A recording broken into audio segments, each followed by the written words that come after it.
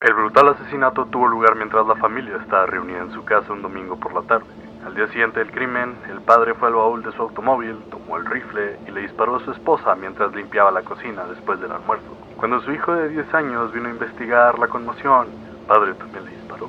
Su hija de 6 años tuvo la idea de esconderse en el baño, pero los informes sugieren que el padre la engañó diciéndole que solo era un juego. La niña fue encontrada con un disparo en el pecho a quemarropa. La madre, que recibió un disparo en el estómago, está embarazada. La policía llegó al lugar después de que los vecinos llamaron al 911 y encontraron al padre en su automóvil, escuchando la radio. Varios días antes de los asesinatos, los vecinos dicen que escucharon al padre repetir una secuencia de números en voz alta. Dijeron que era como si estuviera cantando un extraño hechizo. Hubo otra familia muerta a tiros en el mismo estado el mes pasado, y en diciembre del año pasado, un hombre usó un rifle y un cuchillo de carnicero para asesinar a toda su familia. En cada caso, los perpetradores fueron los padres. La policía estatal dice que esta serie de homicidios domésticos parece no estar relacionada, aunque podría ser parte de una tendencia más amplia, como el empleo, el cuidado de los niños y otros problemas sociales que enfrenta la familia promedio. No cambies de estación, solo estamos comenzando.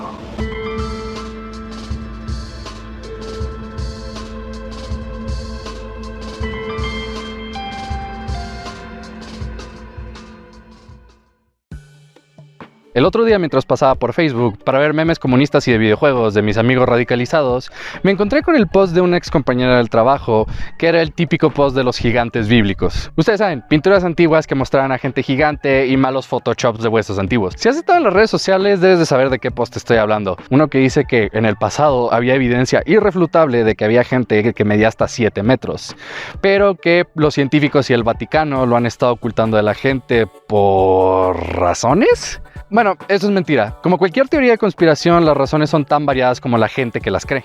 Pero muchas veces proviene de la necesidad de refutar la teoría evolutiva, de decir que la Tierra no tiene miles de millones de años y no somos el resultado de un accidente cósmico, sino que somos el resultado de la creación inteligente, de un plan cósmico y divino, que somos especiales. La creencia no necesariamente es religiosa ni cristiana, de hecho tiene muchas raíces seculares, poniendo en duda muchas veces la autoridad del Vaticano. Es más parecida a cosas como el terraplanismo o el heliocentrismo, una teoría de conspiración donde los líderes del mundo son secretamente malvados y mueven sus influencias entre la sombra, en lugar de nuestra realidad donde los líderes son activamente malvados y no ocultan para nada las culeradas que hacen. Pero los gigantes se me hace particularmente gracioso, porque cuando empiezas a ver la evidencia son o photoshops muy malos o pinturas antiguas de gente gigante, como si la gente del pasado fuera incapaz de entender la metáfora artística o la exageración poética, como si no fueran capaces de entender que el tamaño de una persona en una pintura no necesariamente se relaciona a su tamaño real, sino a su importancia en la pieza. Si tú al ver el póster de Falcon y el Soldado de Invierno sabes que los actores no son monstruos de 10 metros, porque una persona que vivió en el antiguo Egipto creería que las personas gigantes en su pintura necesariamente son de ese tamaño o están dibujadas a escala. La gente del pasado era capaz de crear ficción y fantasía. Una persona hace 400 años escuchando la historia de Jack y los frijoles mágicos no creía que realmente era algo que había pasado, de un hombre llamado Jack peleando con un gigante después de que unos frijoles mágicos crecieron en su patio trasero. De la misma forma que si tuvieras la película del ataque de la mujer de 50 metros no creerías que es un suceso histórico. Solo porque tú sabes cálculo integral y diferencial no significa que seas más inteligente o menos crédulo a la fantasía que una persona que vivió hace 6 siglos. Creer que la gente del pasado no era capaz de esa imaginación es francamente insultante para la gente que creó y puso las semillas del arte y la fantasía que disfrutamos hoy en día. Eso y que es físicamente imposible para los humanos ser gigantes. Diles, Calceto. Hola niños, soy Calceto, el amigo explicador de ciencia de Dani. Y hoy les voy a decir por qué es físicamente imposible que un humano sea gigante. ¿Se han fijado que los animales pequeños y los grandes son biológicamente muy diferentes? Es por una cosa llamada ley cuadrático-cúbica que nos dice que cuando un objeto se somete a un aumento proporcional en tamaño, su nuevo volumen es proporcional al cubo del multiplicador y su nueva superficie es proporcional al cuadrado del multiplicador. Que traducido al cristiano significa, muy resumido y para lo que nos importa, que si duplicas el tamaño de un ser vivo manteniendo su misma forma, termina solo con el cuádruple de fuerza muscular relativa que tiene que mover 8 veces la masa del objeto. Lo cual quiere decir que, si la obesa de Dani, que pesa 90 kilos, duplicara de repente su tamaño, sus músculos, huesos y otras partes motoras de su cuerpo tendrían la fuerza relativa para cargar 360 kilos, pero su masa total nueva sería de 720 kilos, lo cual significa que unos segundos después del suceso, el peso de sus órganos lo haría colapsar sobre sí mismo, matándolo por asfixia y falla brutal de sistemas vitales. La ley cuadrática cúbica es la razón por la que existe un tope duro para qué tan alto pueden ser los humanos, y por qué las personas con gigantismo suelen tener problemas relacionados a la presión arterial, la fuerza de sus corazones para bombear la sangre al cuerpo y huesos muy frágiles, muchas veces causando una muerte temprana si no es tratado médicamente. Resulta que millones de años de evolución han causado que sus frágiles cuerpos humanos funcionen de maneras muy específicas y un cambio brusco causaría consecuencias catastróficas para ellos. Gracias, Calceto. En fin, muchos de ustedes podrán decir, ¿a quién le importa que un montón de hippies New Age crean que la Tierra es plana o que el agua tiene propiedades curativas? Después de todo, mientras no le hagan daño a nadie, no debería haber problema. Pero como Dan Olson lo explica en su excelente documental En busca de la Tierra plana, fue muy fácil para esa gente saltar de esa teoría a la teoría conspirativa de QAnon, lo cual no solo llevó a un intento de golpe de estado el 6 de enero del 2021, sino que esparció mucha propaganda antivacunas y antimáscaras en un momento en el que sí necesitábamos trabajar juntos. Cosas como el heliocentrismo y las antivacunas aprovechan una saludable cantidad de escepticismo a las figuras de autoridad y lo usan como combustible para una radicalización que puede meter a gente en cosas muy peligrosas. Es decir, está bien hacer preguntas como ¿es realmente la vacuna para el COVID segura y bien probada?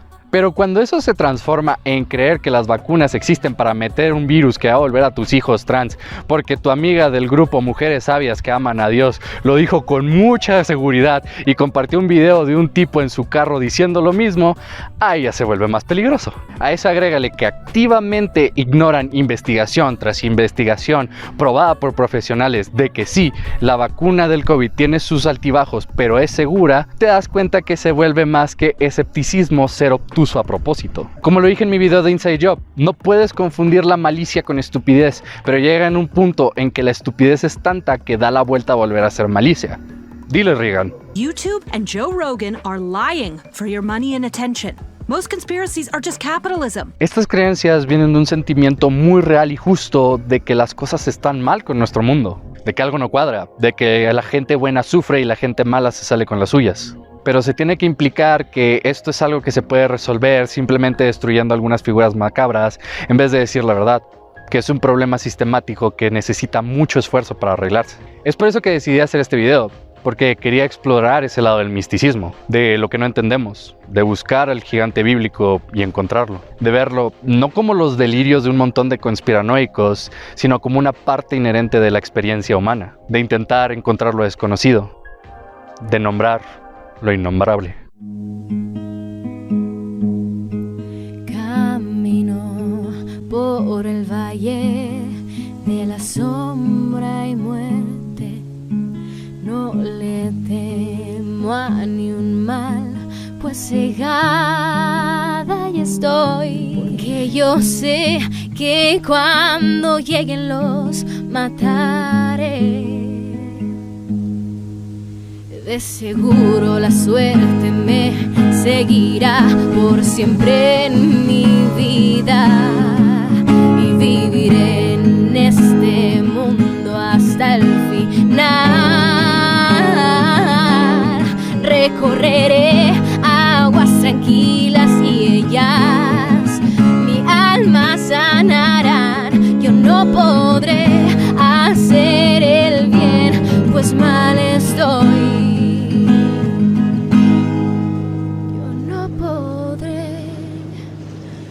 Hacer el bien.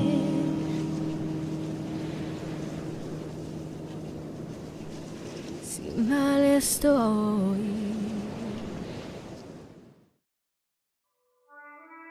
En estos momentos estoy en el bosque de Majalca, un parque natural en la ciudad de Chihuahua al que es muy fácil acceder. Y como los bosques ya son de por sí lugares mágicos, dije, hey, ¿por qué no grabar el video aquí? Si han visto mis videos sobre la casa búho, sobre espacios liminales, sobre terror analógico, sabrán que los temas de ocultismo me gustan bastante. No es que crean ellos, pero se me hace una estética interesante de seguir. Lo veo como la religión, una forma de crear comunidad, hacer rituales y encontrar un significado en la vida, pero no necesariamente algo que sea real. Soy naturalmente escéptico, pero igual a veces practico estos rituales y solo es para tener algo que hacer o relajarme. Siento algo muy similar por la criptozoología, que es la pseudociencia de intentar explicar animales ya sea míticos, extintos o falsos. Ustedes saben, el chupacabras, el monstruo del lago Ness, Pie Grande, Wendigos, todas esas cosas. Y aunque me gustaría mucho que la criptozoología fuera real, porque de lo contrario significaría que me equivoqué de carrera y estaría causando nahuales y gnomos para vivir, la triste realidad es que no es muy real. Y muchas veces se guía más por fe que por evidencia. Los críptidos son animales o criaturas desconocidas por la ciencia.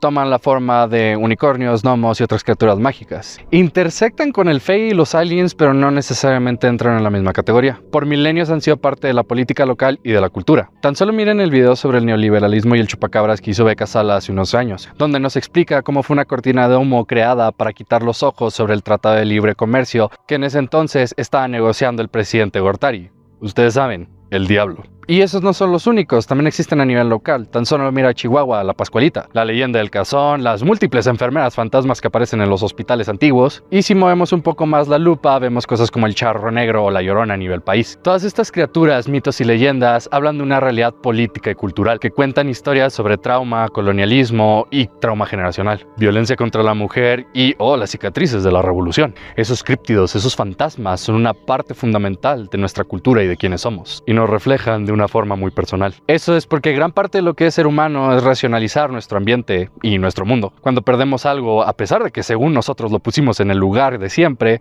decimos que fue un gnomo. Y en el pasado, las leyendas de sucubus e incubus existían para explicar los sueños húmedos y hasta la violación durante la noche, siempre tratando de explicar lo inexplicable, al menos bajo la cosmovisión que tenemos. No son más que extensión de nuestra mente, de quienes somos, de nuestra realidad. Pero hablaremos más de eso después de estos mensajes.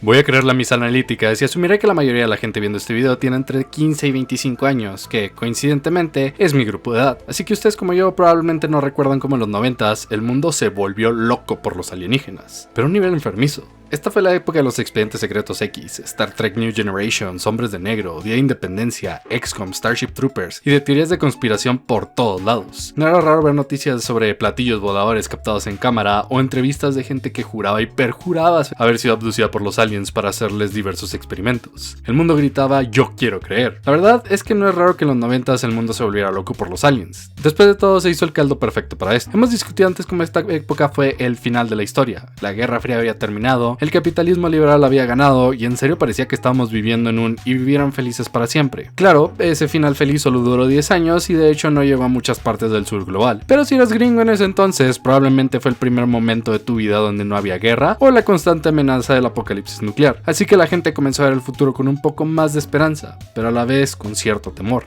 No es mentira que los libros como La Guerra de los Mundos nacen de un temor de qué pasaría si las culeradas que les hacemos a la gente no civilizada no las hicieran a nosotros una fuerza superior. Ustedes saben, miedos de gente blanca. Así que la idea de algo completamente fuera de nuestro entendimiento, que es superior tecnológicamente a nosotros y que podía llegar a amenazarnos en cualquier momento, era bastante atractiva. A eso agrégale el miedo rojo de los 70s y 80s, el fallo de la guerra en Vietnam y los archivos declasificados de la CIA que hablaban de experimentos relacionados con lo oculto y otros crímenes de guerra, y la gente en serio tenía un temor de que un invasor llegara a nuestro hogar, nos forzara a cambiar nuestro estilo de vida y que nuestro gobierno inepto lo mantuviera en secreto hasta que fuera demasiado tarde.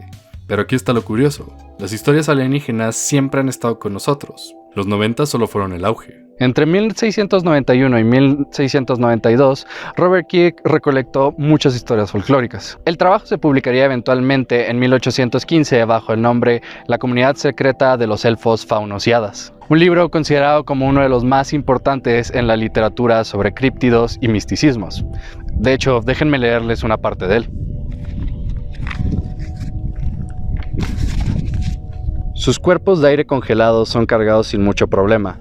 Otros se transforman en diferentes formas y pasan por los lugares que el aire puede entrar. Se ven mejor por la noche en carreteras y otros lugares apartados. Sus armas parecen tener el poder de los rayos, causando heridas en nuestros cuerpos, pero sin penetrar la piel. Suelen tomar animales como vacas o becerros para su propio alimento, y la gente que es tomada por ellos desaparece por semanas y vuelven cambiados. Se alimentan de las vacas a través de tubos invisibles. ¿Le recuerda algo? Ahora, debo mencionar que lo que les acabo de leer es una traducción propia de un texto en inglés de hace 4 siglos, con lo que Dios me dio a entender. Así que va a ser propenso a errores. ¿Pero no se les hace muy parecido a la forma en la que actualmente describimos a los alienígenas? Sobre luces extrañas o incorpóreas, que funcionan de formas extrañas y que a veces secuestran animales o gente. Un amigo de mi hermana tuvo un encuentro cercano del segundo tipo, y esto fue lo que tuvo para decir sobre él. Lo que les explicaré a continuación se divide en 2 partes. Lo que viví y presencié yo mismo, y lo que años después me contó un amigo de lo que habíamos vivido aquella noche. Aunque confío mucho en mi amigo y la forma en la que lo contó es muy verídico, no puedo asegurar que haya pasado, que esta es la primera parte. Yo tenía la edad de 11 años, vivía en los Estados Unidos al norte del estado en el año 2006. La escuela primaria a la que atendía solía hacer viajes de graduación para todos los de 5º año a un campamento en las montañas. Una zona protegida para que todo tipo de actividades de campamento se pudiera llevar a cabo. En nuestra tercera noche en el campamento, los instructores nos llevaron a lo más alto del mismo. Al llegar nos quitaron todo aquello que pudiera generar luz y nos dividieron en equipos de 4. Como parte del trabajo en equipo y de conocer a otros estudiantes de la escuela, nos dividieron aleatoriamente. Por suerte en mi equipo estaba mi mejor amigo, por lo cual solo a 2 integrantes no los conocíamos del todo. Una vez en grupos, los instructores nos entregaron a cada grupo una bandera. Como todo estaba tan oscuro, no había manera de saber qué bandera nos había tocado. Nos indicaron que debíamos permanecer en nuestro grupo e ir a buscar una fuente de luz que nos ayudara a identificar la bandera o encontrar el punto más oscuro en el campamento para que nuestros ojos se pudieran acostumbrar a la oscuridad y pudiéramos identificar el color de la bandera. Una vez comenzada la actividad, uno de los integrantes del equipo que no conocía tomó el control. Platicando mi mejor amigo, el otro integrante y yo, nos dimos cuenta de que el integrante que había tomado el control era un chico muy antisocial. El otro integrante nos contó que él sí lo conocía poco y que el chico era muy raro pero muy inteligente. Caminamos por unos minutos alejándonos cada vez más del punto donde había comenzado la actividad y buscamos un terreno sin tanto pino para que la luz de las estrellas nos pudiera ayudar a identificar la bandera. Unos 5 minutos después, el chico que había tomado el control nos indicó que debíamos ir hacia donde había más pinos. Ahí vino la primera decisión que hasta la fecha no sé por qué estuvimos de acuerdo. Previo a eso, el plan había sido buscar un lugar sin tanto pino para que la poca luz de las estrellas nos pudiera ayudar a identificar la bandera. Caminábamos siguiéndolo sin que nadie dijera nada. A los minutos de caminar, el chico nos indicó sobre una luz roja que se veía en el cielo. Lo primero que vino a mi mente fue una torre de vigilancia o algo por el estilo. Nos dirigimos a la luz. Una vez más cerca nos dimos cuenta de que se trataba de una serie de luz en forma de círculo. Ya estábamos lo suficientemente cerca para darnos cuenta de que no había ninguna torre de vigilancia y que aquellas luces no eran parte del campamento. Las luces giraban muy despacio y parecían estar sujetas a un objeto circular que estaba a unos 50 metros suspendido sobre el suelo. Había muchos pinos, por lo cual era difícil identificar si lo que veíamos era un ovni. Como todos mis compañeros habían comenzado a especular. Nos acercamos lo suficiente como para tener el objeto volador muy cerca arriba de nosotros.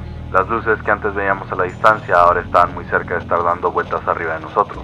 La nave medía entre 20 y 30 metros de ancho y por lo oscuro no podía ver qué tan alto era. Nadie decía nada, admiramos lo que flotaba sobre nosotros unos segundos y después las luces rojas desaparecieron y volvieron a aparecer en menos de un segundo, solo que ahora más arriba. Era como si aquellas luces se hubieran dado cuenta de nuestra presencia y se habían apagado y prendido por un segundo. Pero más arriba vimos como las luces descendían poco a poco y el sonido que hacían era como el de una mosca cuando les tenía cerca. El sonido era muy único, tenías que guardar silencio para escucharlo. Para este entonces, 3 de nosotros ya comenzaban a tener mucho miedo y entre nosotros decíamos que lo mejor era volver. Las luces parecían que bajarían hasta el suelo, pero se detuvieron cuando casi tocaron el pino más alto de la zona. Las luces rojas dejaron de dar vueltas, se detuvieron y el sonido que emergía de la nave comenzó a disminuir.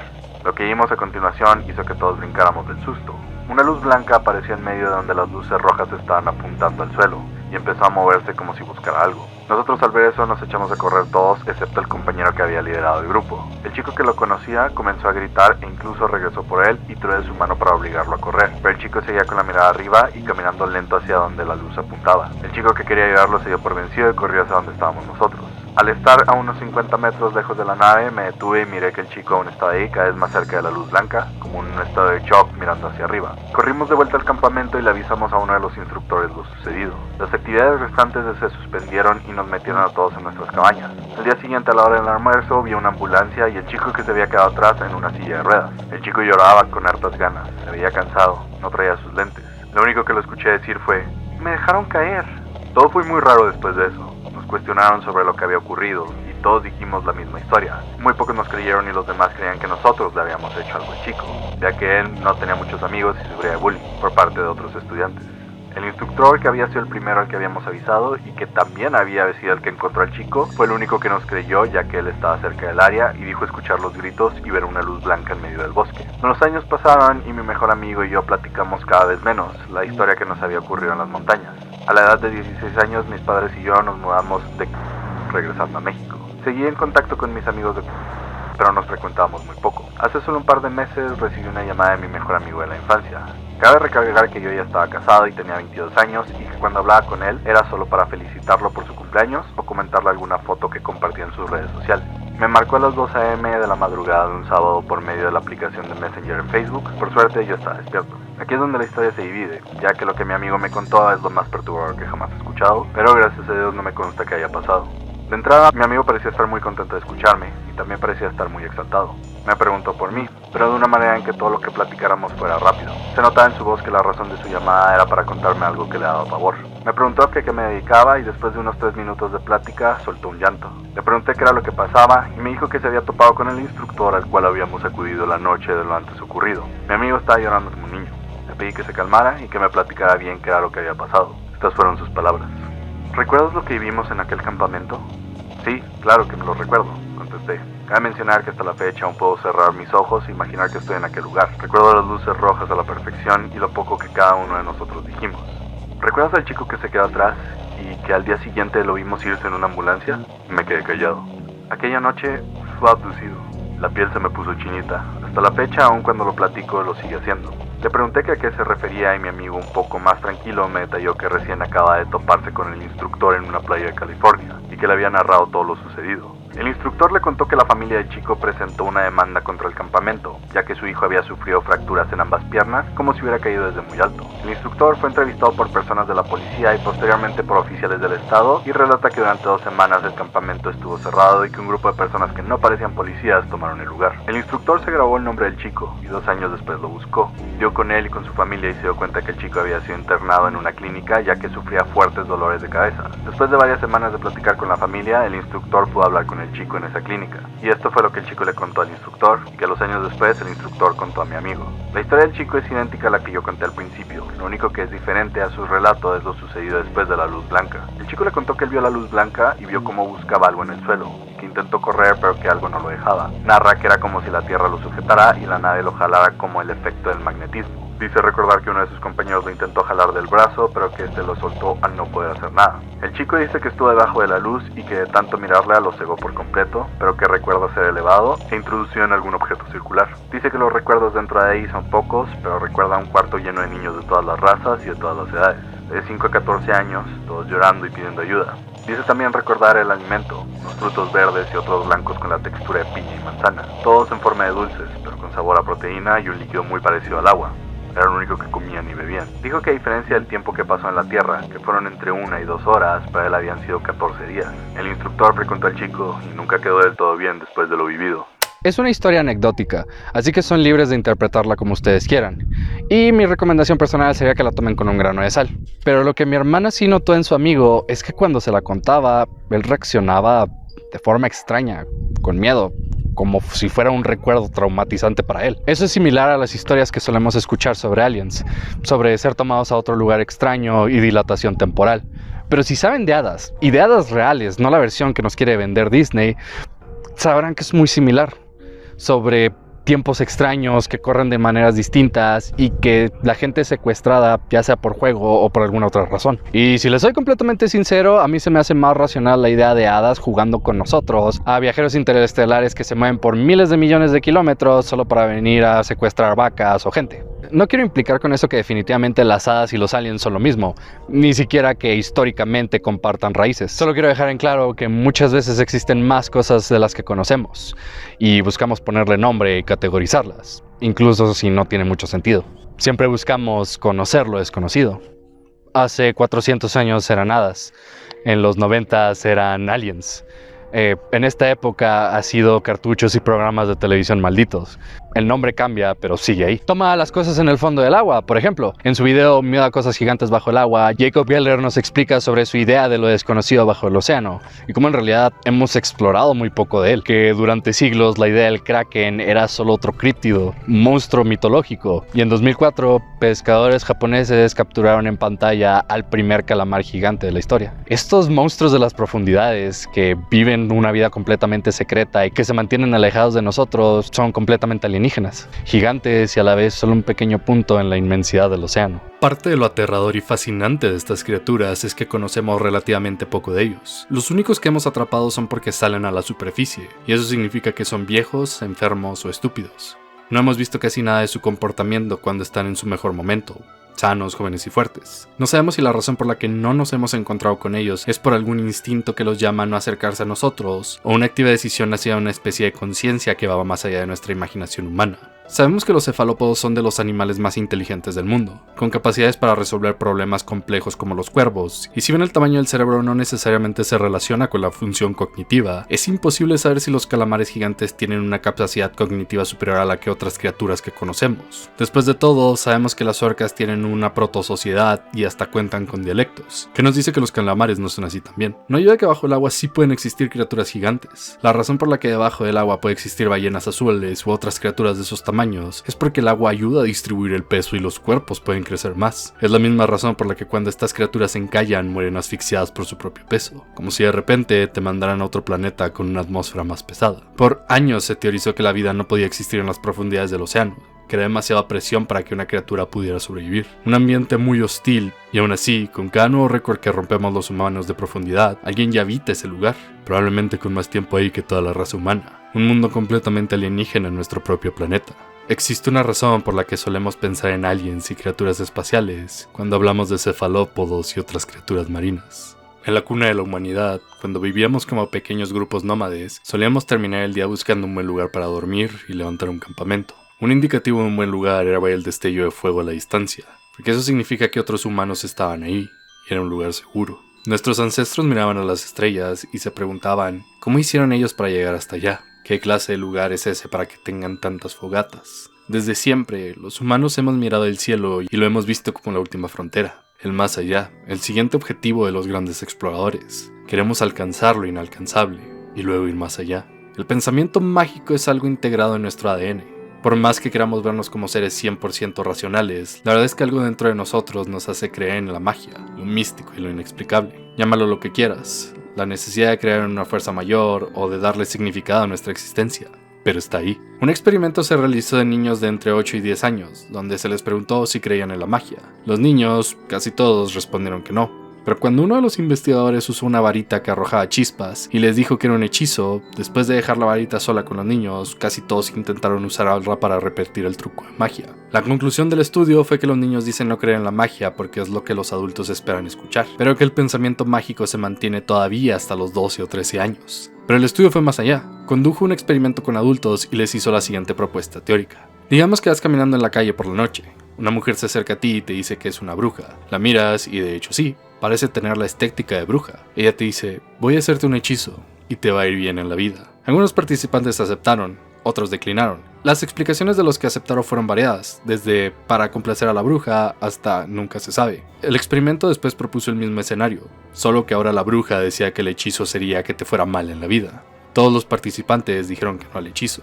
Y creo que todos lo haríamos, porque incluso la persona más racional y 100% de ciencia diría que no, porque uno nunca sabe. Un profesor de la preparatoria nos contó cómo él se quedó en un hotel que decían estaba embrujado y que escuchó ruidos extraños en la noche. Y que, si bien él no creía en esas cosas, tampoco se iba a poner a investigar. Que creo es el sentimiento general con estas cosas. El estudio concluyó que el pensamiento mágico realmente nunca se va de nosotros. Se queda ahí, en una parte de nuestro cerebro, dormido para cuando lo necesitemos.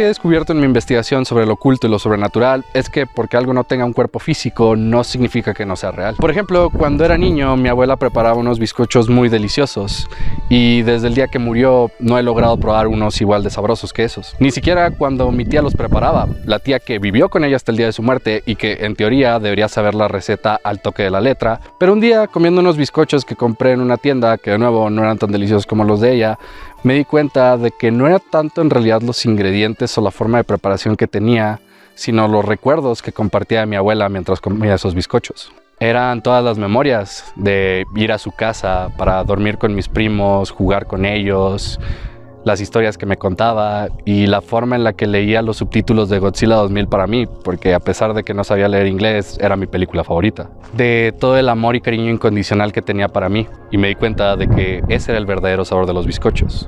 Es un error pensar en nuestra mente y cuerpo como entidades separadas. Son dos partes de uno mismo. Así como golpearse el dedo con un mueble encenderá una luz en nuestro cerebro que activará receptores de dolor, si algo ocurre solo en nuestras mentes, esto puede afectar nuestro cuerpo. Mira los efectos reales que el medicamento placebo puede tener en una persona, o el cómo si una persona no tiene voluntad de seguir luchando contra una enfermedad, puede simplemente morir.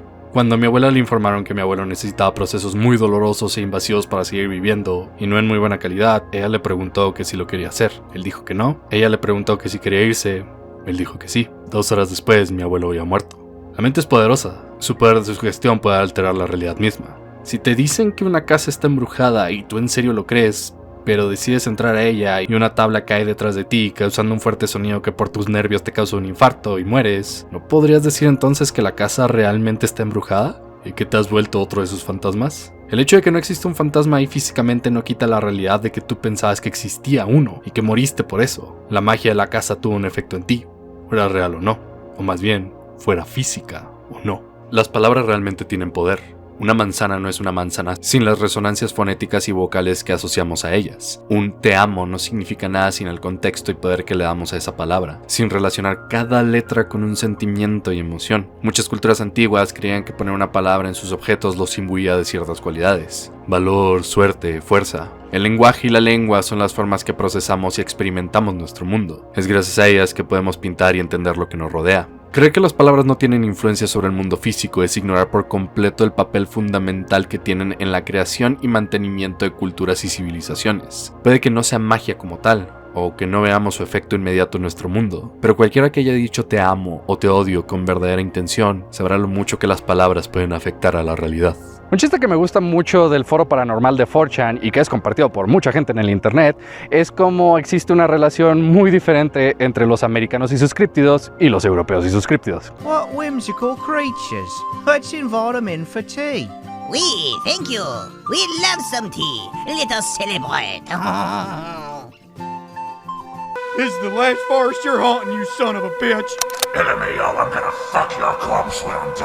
Y si bien es una sobresimplificación para ser graciosos, después de todo, el fey europeo es bastante culero, nunca le des tu nombre a un hada por nada del mundo, eso no cambia que el folclore americano sea más brutal que el europeo. Mira nuestras criaturas, el chupacabras, el diablo de Jersey, Mothman, Skinwalkers, Pie Grande, la Llorona, el Charro Negro. Mientras los críptidos europeos son vagamente amenazadores y se sienten como criaturas que toman todo lo que les dices de forma literal y te pueden joder si no sabes cómo hablarle, los críptidos americanos se sienten activamente amenazantes. Si te encuentran en el bosque, lo más probable es que tengas que correr porque te van a querer matar. Es como si todo el maldito continente estuviera embrujado. Y yo tengo una teoría de eso. La tierra está manchada de sangre. Antes de que llegaran a los europeos, aquí había gente. Mucha gente. Decir nativos americanos sería incorrecto, porque había muchas culturas y muchas naciones, cada una con sus propias tierras, territorios y formas de cuidarlas. Tenían rituales, y no solo estoy hablando de rituales religiosos, estoy hablando de rituales para cuidar la tierra, para cuidar a los animales y para cazar. Un respeto real por la tierra que los europeos no tenían. Después de todo, no era su hogar. Y no es para entrar en el tropo del nativo americano mágico, pero es que la gente tenía siglos, si no es que milenios viviendo en estas tierras. Las conocían y sabían cómo tratarlas. El búfalo, por ejemplo, era un animal sagrado para muchas de las culturas nativas americanas. Y si bien era era cazado y era usado como comida, se hacía de una forma en la que la especie pudiera conservarse y recuperarse. Se consumía todo el animal. Sus pieles eran usadas para hacer ropa y sus huesos eran usados como herramienta. Las plantas, por ejemplo, los nativos habían encontrado una forma de agricultura en la que los caminos que recorrían estaban llenos de plantas comestibles que les permitían dar una carrera larga y tomar grandes distancias sin la necesidad de cargar tanto alimento. Entonces llegan los europeos, extinguen al búfalo, destruyen los caminos con cultivos y hacen un genocidio contra la gente de la tierra. Y nos atrevemos a preguntarnos por qué el bosque americano tiene tan mala vibra, ¿por qué no nos sentimos bienvenidos en él? El continente entero es un cementerio, testigo de uno de los genocidios más grandes y horribles que han visto la humanidad. Por supuesto que el continente estaría embrujado después de todo eso. Y aunque no creas en los espíritus, debes admitir que existe cierta culpa y dolor cultural, y que realmente se perdió mucho conocimiento de la Tierra y cómo funcionaba. Porque según los civilizados europeos que lo sabían todo y no tenían ni siquiera plomería interna, ellos eran solo salvajes, animales que vivían en la Tierra. Bárbaros, de piel roja. El otro día estaba pensando en lo similares que son Jehová y Santa Claus. Tan gracioso como esto suene, si lo piensas bien, no existe mucha diferencia. Los dos son figuras paternales que premian la buena conducta y castigan la mala, acorde a sus propias morales. Los dos son omniscientes y omnipotentes, y aunque históricamente probablemente sea incorrecto, la imagen que tenemos de ellos es la de un hombre de edad avanzada, blanco y con una gran barba, la imagen de la sabiduría. De hecho, saber que Santa no era real fue lo que plantó la semilla del ateísmo en mí. Si él no es real, ¿por qué el otro sí? ¿Solo porque los adultos creen en él? Eso no tiene sentido. ¿Qué tal si el cura le ha estado mintiendo a mis padres como ellos me mintieron a mí? Y esa fue una de las primeras crisis existenciales de bebé Dani. Pero cuando te pones a pensarlo bien y sin tanto tabú, ¿cuál es la diferencia entre Dios y los críptidos? Solo la cantidad de gente que cree en ellos y el nivel de la organización para la creencia. ¿Por qué es más real la idea de un señor en el cielo que todo lo ve, todo lo sabe y todo lo puede, que quiere que seamos buenas personas ante sus ojos, que la idea de criaturas mágicas rondando por el bosque? Uno de mis videos favoritos de la WWE es uno donde un fan dice, con lágrimas en los ojos, que, para él, la lucha libre es real. Mucha gente lo ha usado por años para burlarse de él y de los fans de la lucha libre en general, pero lo que le falta es el contexto. Era un panel de preguntas y respuestas con algunos de los luchadores donde Dave Wills les agradeció por el trabajo y esfuerzo que ponían en su arte, la forma en la que arriesgaban sus cuerpos a luchar, todo para dar un buen espectáculo. Algo que, si sabes aunque sea un poquito de lucha, sabrás que es cierto. Puede que las peleas en sí no sean verdaderas muestras de quién es el mejor atleta o peleador, pero las caídas, golpes y heridas son muy reales. Así que la emoción de Dave en el momento, de saber que a pesar de todo el dolor, esta gente seguía haciéndolo porque les apasionaba, lo hizo gritar entre lágrimas que sí, para él era real con un demonio. Pienso mucho en ese clip, por muchas razones, pero para lo que nos concierne hoy, creo que eso es lo que muchas veces ignoramos a la hora de hablar sobre lo oculto y los críptidos. Es real porque necesitamos que sea real, porque si bien sabemos que pueden no existir, eso no significa que no nos afecten, que no nos hagan sentir una fuerte emoción, donde incluso el saber la verdad, siguen siendo reales para nosotros, carajo. Los humanos tenemos una necesidad casi enfermiza de categorizar las cosas, de darle un sentido a la realidad. No es el Kraken, es un calamar gigante. No es un hombre lobo, es una persona con un defecto genético. Tenemos que darle una explicación a todo sin importar qué. Y por más que la gente vea la criptozoología, la brujería y la alquimia como juegos de niños, la verdad es que cumplen un papel importante en la sociedad. ¿Por qué el caballo con un cuerno no es real, pero el monstruo de 7 metros que es más cuello que animal es real? Les aseguro que si tomáramos a un nativo americano de hace 500 años y lo dejáramos en África para ver a una jirafa, volvería a su pueblo y diría que vio un monstruo. Imagínate ser un marinero hace 500 años, luchar con un calamar gigante y lograr arrancarle un tentáculo, solo para que lo lleves a los ñoños de la universidad que nunca han visto alta mar y te digan que es un pedazo de alga. Porque cualquier otra cosa violaría las leyes naturales de la armonía. Imagínate crecer escuchando leyendas del caballo con cuerno y ver un rinoceronte. Pero nunca es suficiente. Encontramos el rinoceronte, pero no era el unicornio. Encontramos huesos de dinosaurios, pero no eran dragones. Encontramos la forma de convertir metales en oro, pero no era la piedra filosofal. Si tu corazón falla, académicos que estudiaron años solo para hacer eso pueden tomar el corazón de una persona sana, ponerlo en tu cuerpo y hacerlo funcionar como si fuera el tuyo. Claro, vas a tener que tomar medicina por el resto de tu vida, pero sigue ahí. Es un nuevo corazón. Justo ahora estás usando una máquina creada con minerales extraídos de un continente diferente que se imbuyen con electricidad y pequeños sigilos para poder transmitir información. Eso le da una vida diferente, una vida que habla su propio idioma. Y existen algunos magos que pueden hablar con ella y hacer que haga lo que quiera. Y lo usas para ver videos de gato y discutir con gente en Twitter. ¿Por qué nada de esto es suficiente? Es porque los humanos necesitamos saber que existe algo más, buscar el más allá. Es la fuerza que nos ha guiado durante toda nuestra existencia. Es el miedo a la finalidad, a saber que hay más allá. Porque ¿cómo puede ser nuestro universo tan vasto que la luz puede tardar miles de millones de años en llegar de un extremo a otro y aún así terminar? Así que tenemos que pensar que existe algo más, porque de lo contrario nos vamos a volver locos. Por definición, para que la magia, los críptidos y las hadas existan, debe ser inalcanzable, inexplicable, porque una vez explicado se vuelve mundano, una parte de nuestra realidad, algo más de nuestro día a día. Es hasta poético y romántico. Para que lo sobrenatural exista, debe ser inalcanzable, incorpóreo e irreal. Por eso rezo, porque nunca encontremos lo inexplicable, lo alienígena y lo extraño. Porque el día que lo hagamos, el día que lo encontremos, que sin un gramo de duda sepamos que existe, será el día que los monstruos, las hadas y los críptidos finalmente mueran. Antes de irme, quiero dejarlos con un poema que me gusta mucho. Una compañera me preguntó si sigo triste, y yo le digo, el dolor no es un sentimiento, sino un vecindario. De ahí es de donde vengo. Todos los que amo siguen viviendo ahí. Algún día espero crear una familia en un lugar que no podría confundir con ningún otro lugar en el que he estado. Brenna me dice, no existe tal cosa como una casa no embrujada.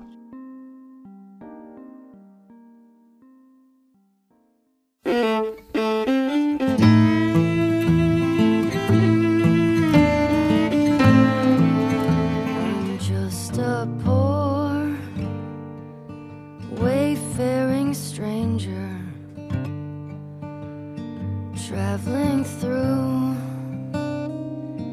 this world of woe. I'll soon be free from earthly trial. This body red in the old churchyard. I'll drop this cross of self-denial